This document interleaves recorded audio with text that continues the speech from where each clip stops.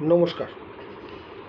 অনেকেই জিজ্ঞেস করছেন যে টেনেন্ট মারা গেছে, তার ওয়াইফ চালাতে না পেরে অন্য লোককে বসিয়ে দিয়েছে, তিনি ব্যবসা চালাচ্ছেন, এক্ষেত্রে কিভাবে উচ্ছেদ করা যাবে? আপনাকে যেটা করতে হবে,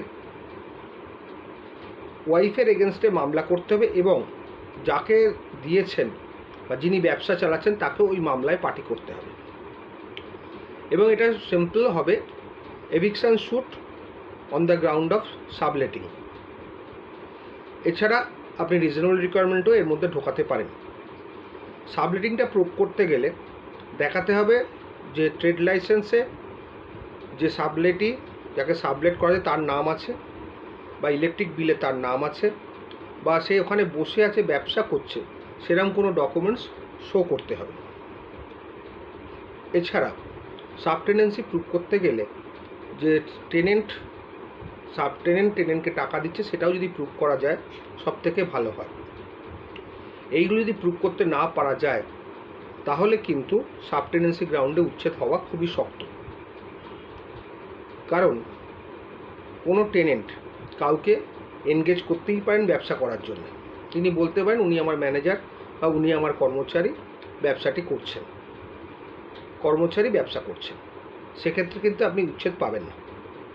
যদি দেখা যায় যে ব্যবসার নেচার ক্যারেক্টার চেঞ্জ হয়ে গেছে এবং সেই ব্যবসা সম্বন্ধে ওই ভদ্রমহিলা কিছু জানেই না, বা তার ব্যবসা চালানোর কোনো মোটিভ নেই, তার শুধু মোটিভ ওনাকে বসিয়ে রোজগার করা, এই ক্ষেত্রে যদি আপনি প্রমাণ করতে পারেন তাহলে কিন্তু ডিগ্রি পাবেন।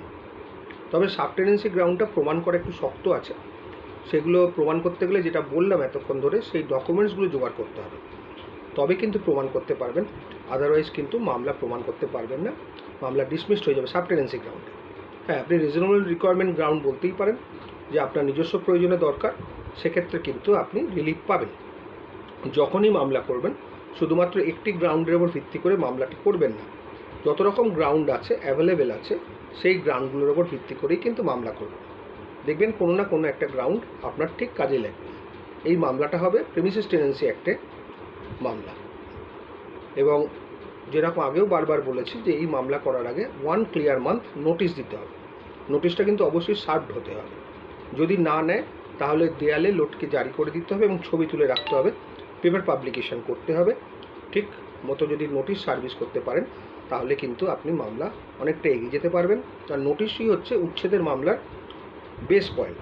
যদি বেস না থাকে তাহলে কিন্তু মামলা টিকবে না। আজকে এই পর্যন্ত, ভালো থাকুন।